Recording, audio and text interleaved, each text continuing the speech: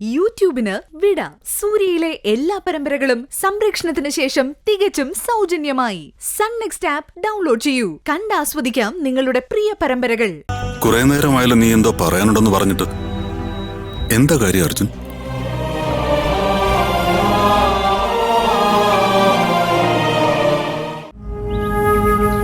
അരുണിമ എന്തെങ്കിലും അവിടെ വന്ന് പറഞ്ഞോ? ഏയ്, ആന്റി എന്ത് പറയാൻ? മാത്രമല്ല, നിങ്ങൾ തമ്മിൽ എന്തെങ്കിലും പ്രശ്നമുണ്ടെങ്കിൽ നിങ്ങൾക്ക് തന്നെയാണ് അത് പരിഹരിക്കാനും കഴിയുക. ഞങ്ങൾ തമ്മിൽ പുതുതായിട്ടൊരു പ്രശ്നമില്ല അർജുൻ. ഉള്ളത് പഴയ പ്രശ്നം തന്നെയാ. എന്റെ ജീവിതത്തിൽ എനിക്ക് തിരുത്താനാവാത്ത പഴയ കാര്യം തന്നെ. ഞങ്ങളിന്ന് അങ്കിളിനെ കാണണമെന്ന് പറഞ്ഞതും അതേപ്പറ്റി സംസാരിക്കാനാ. അങ്കിളിന്റെ ജീവിതത്തിൽ ഒരിക്കൽ വന്നുപോയ സ്ത്രീയില്ലേ, അഞ്ജന, ഞാനവരെ കാണാൻ പോയിരുന്നു. അടിവാരത്താണ് അവർ താമസിക്കുന്നത്.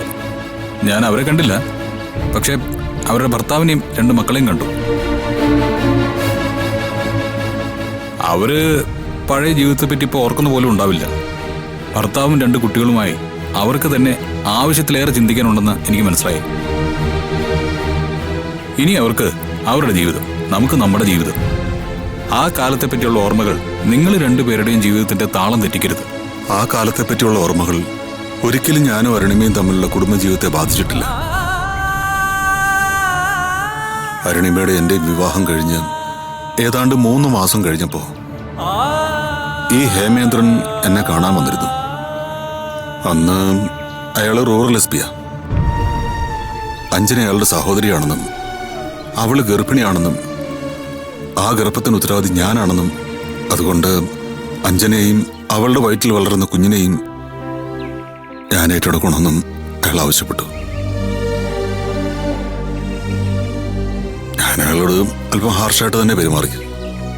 അയാൾ ഞാനുമായിട്ട് വഴക്കിട്ടു. അരുണിമയെ ഉപേക്ഷിച്ച് അഞ്ജനയെ സ്വീകരിക്കാൻ എനിക്കൊന്നായില്ല.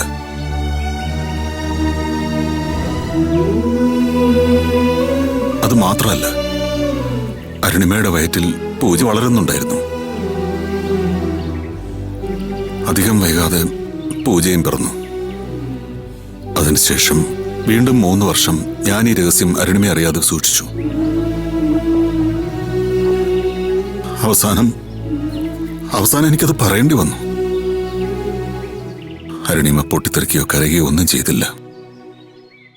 ഒരു തരം മരവിപ്പോടെ അവൾ പെരുമാറാൻ തുടങ്ങിയത്. പിന്നീട് എത്രയോ ദിവസങ്ങൾ നീണ്ടുനിന്ന സംസാരത്തിലൂടെ മറ്റുവാ അവൾ തിരിച്ചൊന്നും മിണ്ടാൻ പോലും തയ്യാറായത് നിങ്ങൾക്കറിയാമോ? അവസാനം അഞ്ജനയെയും ആ കുട്ടിയെയും കാണണമെന്ന് അവൾ പറഞ്ഞു. അവളെയും കൂട്ടി ഞാൻ പോയെങ്കിലും അവരെ കാണാൻ കഴിഞ്ഞില്ല. തിരിച്ചു വരുന്ന യാത്രയിലാണ്. നിങ്ങൾ അവരെ അന്വേഷിച്ച് ചെല്ലുമ്പോഴേക്കും അഞ്ജന എന്ന സ്ത്രീയുടെ വിവാഹം കഴിഞ്ഞിരുന്നു. ആ കുഞ്ഞ് ഇപ്പൊ അവരുടെ കൂടെ ഉണ്ടോ? ഇല്ല അങ്കിൾ. ആ കുഞ്ഞ് മരിച്ചുപോയി.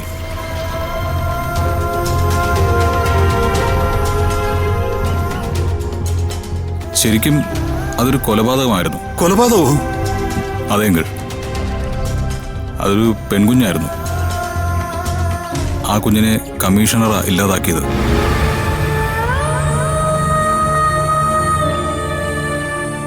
അർജുൻ, നീ എന്തായി പറയുന്നേ?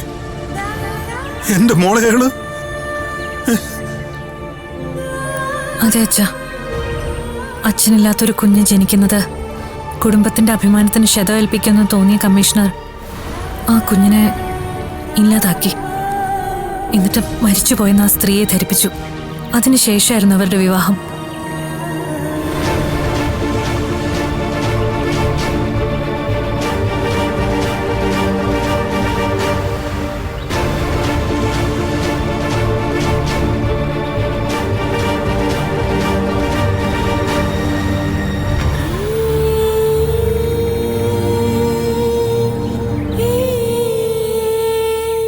അങ്കിളെ, മറ്റൊരു സ്ത്രീയിൽ ജനിച്ചതാണെങ്കിലും സ്വന്തം കുഞ്ഞ് മരിച്ചു എന്ന് കേൾക്കുമ്പോൾ ഏതൊരച്ഛനും സഹിക്കാൻ പറ്റില്ല. അങ്കിളത് ഇവിടെ വെച്ച് മറക്കണം.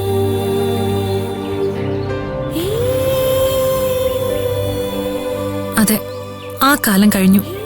ഇനി അതിനെപ്പറ്റി അമ്മയോട് സംസാരിക്കാൻ നിൽക്കണ്ട.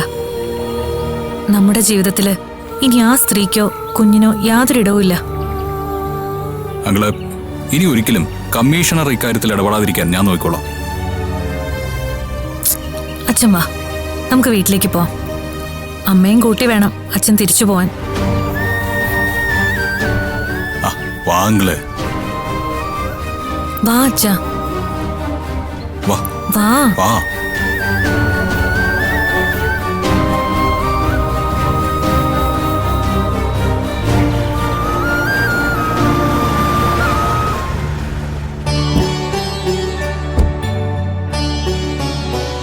ആഹാ, നന്ദൻ വന്നോ?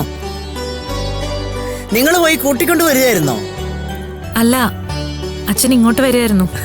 ഇന്ന് നന്ദനെ ഇങ്ങോട്ട് കണ്ടില്ലെങ്കിൽ ഞാൻ അങ്ങോട്ട് വരാനിരിക്കുകയായിരുന്നു. അന്ന് ആ കമ്മീഷണർ വന്ന് എന്തൊക്കെയോ പറഞ്ഞു പോയതിനു ശേഷം അരുണിമയുടെയും നന്ദന്റെയും ജീവിതത്തിൽ എന്തൊക്കെയോ പ്രശ്നങ്ങളുണ്ടെന്ന് എനിക്ക് തോന്നിയിരുന്നു. അരുണിമ ഇങ്ങോട്ട് വന്നപ്പം ഞാൻ അതേപ്പറ്റി ഒന്നും ചോദിച്ചില്ല. പക്ഷേ പെറ്റ വയറല്ലേ നന്ദ. മകളുടെ മനസ്സ് അമ്മയ്ക്കല്ലാതെ വേറെ ആർക്കാ മനസ്സിലാക്കാൻ കഴിയുക?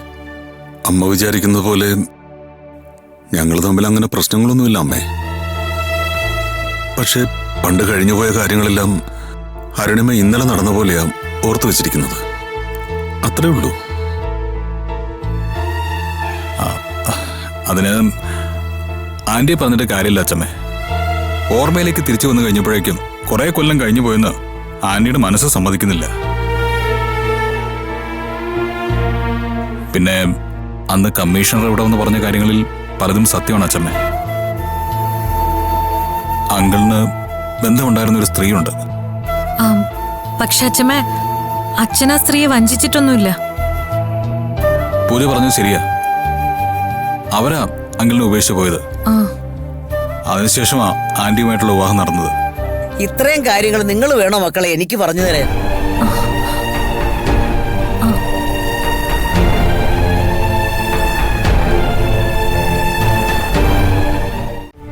നന്ദന്റെ കുടുംബത്തെ ചെറുപ്പം മുതലേ എനിക്കറിയാം. നന്ദന്റെ അച്ഛനും അമ്മയും ഞാനും നിന്റെ മുത്തച്ഛനുമായി നല്ല അടുപ്പത്തിൽ കഴിഞ്ഞിരുന്നവരാ.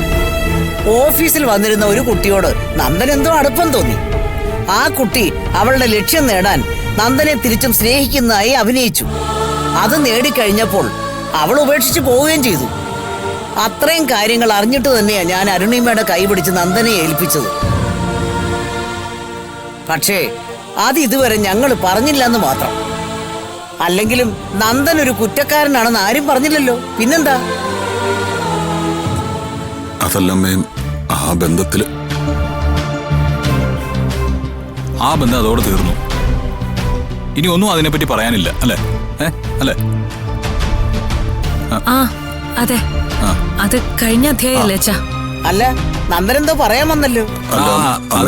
അത് പിന്നെ അന്ന് അന്ന് അന്ന് ബന്ധമുണ്ടായിരുന്ന ആ സ്ത്രീ വേറെ വിവാഹം കഴിച്ചു. അതില് 2 കുട്ടികളുമുണ്ട്. പക്ഷേ കമ്മീഷണർ പ്രതീക്ഷിച്ച പോലെ ഒരു നല്ല ജീവിതമല്ല അവർക്ക് കിട്ടിയത്. എന്തൊക്കെയോ കുഴപ്പങ്ങൾ ആ കുടുംബത്തിലുണ്ട്. അതിന്റെ കാരണം മുഴുവൻ അങ്കിളാണെന്ന് ആ കമ്മീഷണർ തലയിൽ വെച്ച് കെട്ടാൻ നോക്കുന്നതാണ് ഇപ്പോഴത്തെ ഒരു പ്രശ്നം. അത് നല്ല കൂത്തായല്ലോ. അവരുടെ കുടുംബം വഴിപഴിച്ചതിന് നന്ദന്റെ കുടുംബം എന്ത് പഴിച്ചു? അതെ അതെ അതെ അതെ. അയാളുടെ സഹോദരിക്ക് കിട്ടാത്ത സ്വസ്ഥത അങ്കിളിന് കിട്ടുന്നത് അയാൾക്ക് സൂഹിക്കുന്നില്ല. പിന്നെ അയാളുടെ കൂടെ നിന്ന് സ്വത്ത് തട്ടിയെടുക്കാൻ ഒരു നല്ല വഴി അതാണെന്നും ശങ്കർറാമിന് തോന്നിക്കാണും. അല്ലേ അങ്ങള്? ഏതായാലും അവർക്ക് വേറെ കുടുംബമായി, നന്ദനും വേറെ കുടുംബമായി. ഇനി അതേപ്പറ്റി വെറുതെ നമ്മൾ എന്തിനാ ആലോചിക്കുന്നേ? അതെ അങ്ങള്, അത് പൂർണ്ണമായിട്ടും അങ്ങള് മറന്നു. ഇനി ആന്റിയുടെ ഉള്ളിൽ നിന്ന് കൂടി അത് മായകേ വേണ്ടു. അതൊക്കെ മാറിക്കോളും. ആ പൂജ അരുണിമയെ റെഡിയാക്കി ഇങ്ങോട്ട് ഇറക്കിക്കൊണ്ടുവാ. ഇപ്പൊ തന്നെ അവള് നന്ദനോടൊപ്പം മടങ്ങട്ടെ. അതാ അതിന്റെ ശരി. ഞാൻ പോയി കൂട്ടിക്കൊണ്ടുവരാം.